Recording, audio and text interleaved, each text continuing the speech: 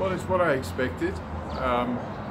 My arrest in the first instance was clearly unlawful. Myself and my two small daughters were dragged off a plane bound for London. The doors were just closing. I'm sitting in my seat and we were waiting to travel to London, where I had to take them back to school, and these cops stormed the plane. They take me in a high-speed convoy exceeding 200 kilometers an hour to Pretoria, where they deposit me in a rat-infested jail cell, and they proceed to torture me by the conditions and the mental cruelty that they applied to me. And then they interrogate me on matters completely unrelated to the reason for why I was arrested. The matters they interrogated me on related to Dudu Myeni at South African Airways.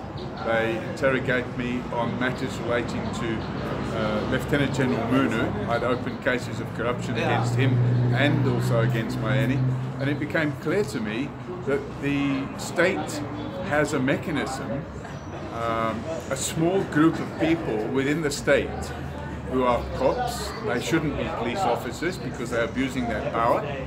And I think the magistrate commented on the quality of the witnesses and in fact their conduct. When he ordered that my passports be handed back to me, the guy with the passport got up and left the courtroom so he could run away with my passport. Now, those are public employees, and if that's the way the state are going to conduct themselves, they've got a big shock coming to them, because I'm going to be launching a massive claim against the state and against the individuals involved. And as we know, this conduct happened. I was arrested 2 weeks after I sent an email to Paklani asking him where he got the money for his house from. So everything's interlinked. And then they hired this guy, Mokotedi, who was disgraced while he worked for the NPA. And he then came into the picture, and he led this team that arrested me and dragged me off to these rat-infested cells. Even a rapist or a murderer should not be placed in a cell where there's raw sewage running across the floor and rats running around.